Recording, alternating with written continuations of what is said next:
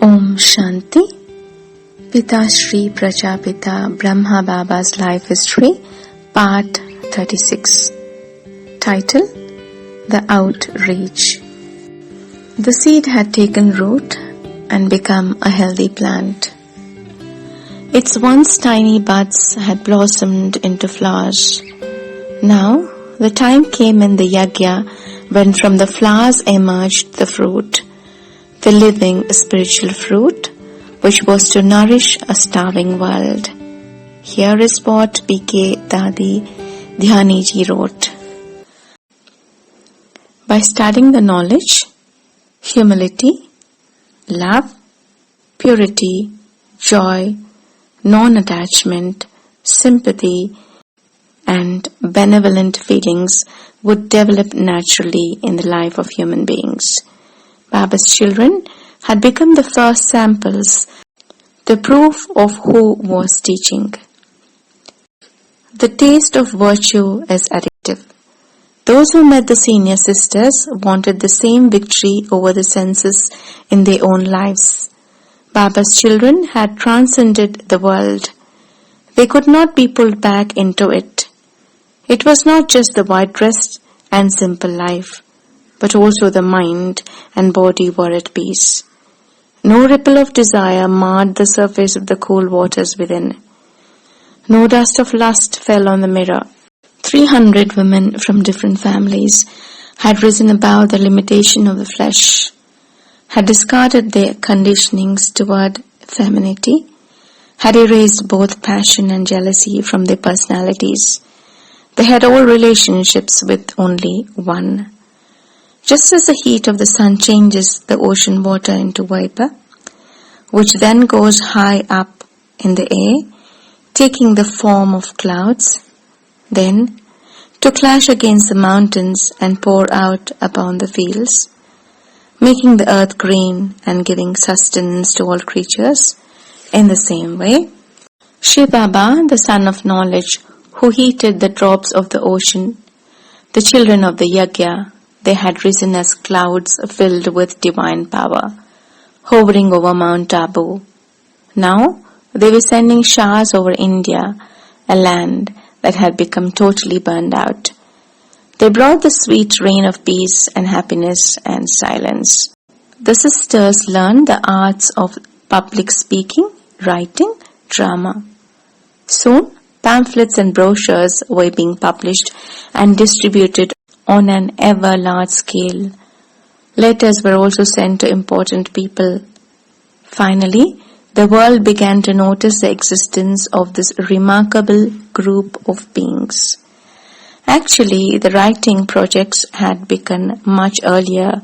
For example, during the period of harassment of the women by their husbands and families, Baba had them write letters to various officials. One such letter was to the State Commission for Prevention of Cruelty to Animals, addressed to the Minister R. Picot on 23rd July 1938.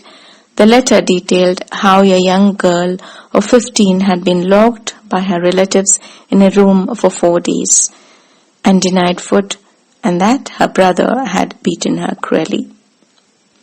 Thus, it was put to Minister Picot, let alone cruelty to animals, what will you do about cruelty to human beings? If your institution does only the work of preventing cruelty to animals, then another institution should be established which can prevent cruelty to human beings. Mahatma Gandhi, Rabindranath Tagore, and Chakravarti Raj Gopalacharya also received letters, telegrams, and even complete murlis. Brahma Baba sent a telegram to Mahatma Gandhi during one of his fasts stating, Dear Gandhiji, fasting and community non-cooperation are forms of Hatha Yoga. You can achieve complete independence only by the power of godly knowledge and divine self-realization. You can achieve victory over scientific power by spiritual power. The present time is a time of darkness of religion. The present time is a time of darkness of religion. Now, God is again establishing the ancient religion of the gods and goddesses.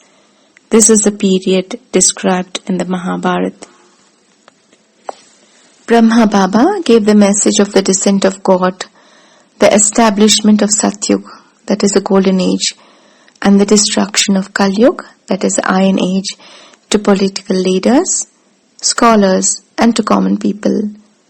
He explained it also to officers of the British government.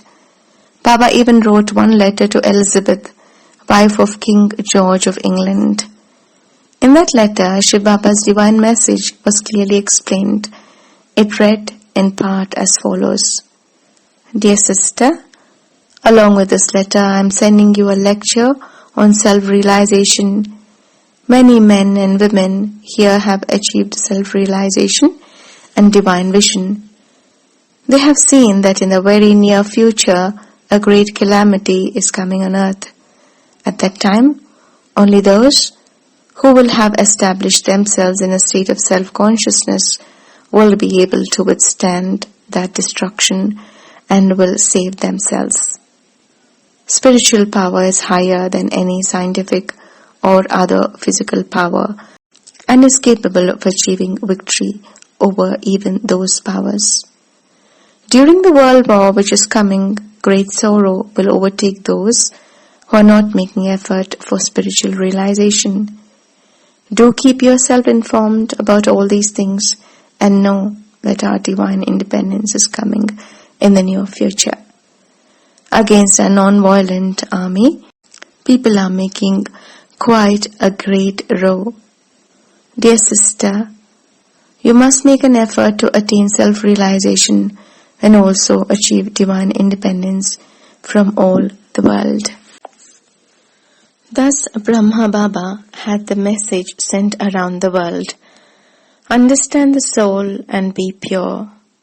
He used to give special attention to mothers because he said that there was great injustice done to mothers, that they had always been images of sacrifice. Baba also gave the example of when a girl married and went to the father-in-law's house, how it was almost like dying and taking another birth. She forgot her old relations and was united with new ones. She was to do what her husband and in-laws told her to do. Likewise, to imbibe knowledge, a human being must die to his old life and be reborn. He must become united only with God and act only in accordance with God's wishes. So, it was very easy for girls and mothers to take the knowledge because they have no pride of wealth or status. They have been educated to break relationships with one family and connect with another. Brahma Baba often used to say that society and sannyasis, that is renunciates, have given a very low status to women. They force them to hide their faces behind a veil. Men consider women to be a lesser creature, and a husband, if he wishes, can beat his wife and expel her from the house. He can marry again after her death as well, while a woman cannot. A widow's lot is pitiful. In former days, a woman was forced to burn herself alive on her husband's funeral pyre. Sannyasis leave their homes, turning their wives into widows, and that the husband is God for the wife. So, Brahma Baba was anxious to raise the status of the woman. He wrote a letter to the minister of the state of Gwalior, Shree Rajwade, who was also president of the All India Women's Association. Dear friend, the husband is considered Guru and God for the wife. But only one who is passionless and completely pure can be called a God. Are the men of today passionless? Are they pure? The Guru is said to make one realize the self and the supreme. But the men of today are trapped in the pride of the body. So, it is clear that men today are not worthy to be called neither Guru nor God. You are a mother. It is in your power to become like the goddess Lakshmi and to make human society drink the blissful nectar of knowledge. Dear friend, awake. Know thyself. Otherwise, you are throwing your life into a ditch. An international religious conference was held in Colombo in 1939. Representatives of all religions attended. The subject of the conference was how to establish peace in the world. Baba sent a wire to the religious leaders who had come there and also wrote a letter, a part of which reads as follows. As long as every person in the world does not know that he is a soul, does not act in soul consciousness, it is impossible to establish peace in the world. In reality, there is only one religion, and that is the religion of the soul. The religion of the soul is purity and peace. Because of the many religions today, there is much quarreling. As long as a human being is devoid of self-realization, he is not a human being, but rather a demon in the guise of a human being, and as long as he is demon-like, can there be peace? I am sending you a treasury of the jewels of godly knowledge. Please think them over. Brahma Baba wrote letters to the kings of Jamanagar, Jodhpur and Mandavi. He invited people to come for a weekly course offered by the university. Books were given away. But out of thousands, only a rare person understands this knowledge and is able to practice it. This is mentioned even in the Gita. Brahma Baba knew that most would not believe or comprehend him, as only those who lived in the last golden age would be drawn to the next one, that is, the deities comprised 0.01% of the present world population. Yet he continued writing, since every soul has a right to at least to receive the word before the final curtain falls. Invitations to attend the university were sent to people of all religious backgrounds in every country on earth. A typical letter went something like this. Dear soul, by studying the invaluable literature which we enclose with this letter, you will be able to understand that God, the Supreme Soul, has descended into the body of an ordinary man, whom he has named PrajaPita Brahma. Through him, he is doing the work of ridding the world of passions and vices, just as he did 5,000 years ago, and he is re-establishing a divine world of complete peace and happiness. The Gita epoch is now repeating, and soon there will be atomic war and worldwide devastation. The very Holocaust described in the famous Mahabharata scripture. If you study this godly literature with attention, you will be able to know the beginning, middle, and the end of this world. You will be able to know the present also, and you will be able to realize your God, the Father, as well. It is necessary for you to keep in mind that this world is an eternal drama, which repeats every 5,000 years. You also are one of the actors of this great drama. At this university, imperishable jewels are being given away free. Come and take advantage of this priceless knowledge. Such letters were sent to the governor, chief minister, and other ministers of Sindh, and also to the mayor of Karachi. Along with the letter went a book, The Great War of Mahabharata, as well as a painting of the world cycle. Lord Wavell, Viceroy of India, and his wife received this literature. The wife of Lord Wavell wrote back, "Thank you for your pure thoughts. Politicians in Washington, London, and other capitals were sent similar pages." On 2nd May 1947, a letter went out to Queen Elizabeth and King George VII, along with a picture of the Kalpa tree. It was written like this: "Dear soul, in the form of King George, this world is an endless drama which repeats every 5,000 years. You are an actor in the great drama. Do you know that 5,000 years ago you acted the same role as the King of England? in that same body, at the same time, and with the same name, and that you will act the same role again after 5,000 years. In this eternal, endless drama, the present age is coming to a close, and the age of gods and goddesses will soon begin.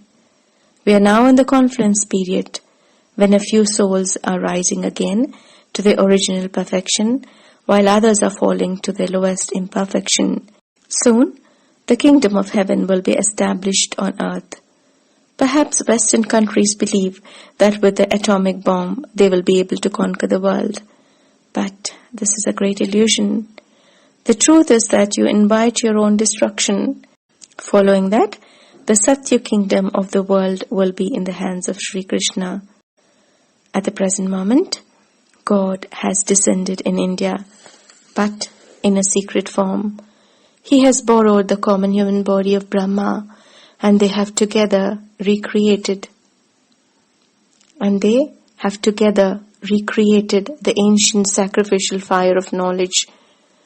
On the basis of the divine power of that yajna, peace will be established. The British, who have brought about the partitioning of India, have already sown the seed of enmity, and the idea is to watch the war between two cats. Nobody is to be blamed because the world drama is repeated every 5,000 years. The elements of disunity in India must be destroyed along with the Western countries. After that, there will be complete purity, happiness, and peace on earth.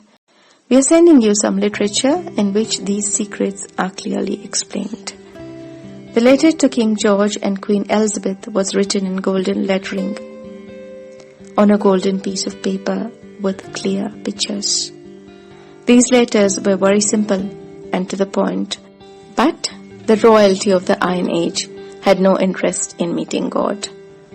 Further letters were dispatched to Muhammad Ali Jinnah and the kings of Valaipur and Nepal.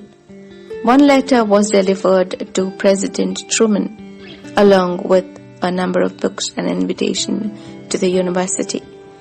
The books were also sent to libraries in various foreign countries, and so the fire spread. All this effort may have seemed without result, but it was not so. Om Shanti.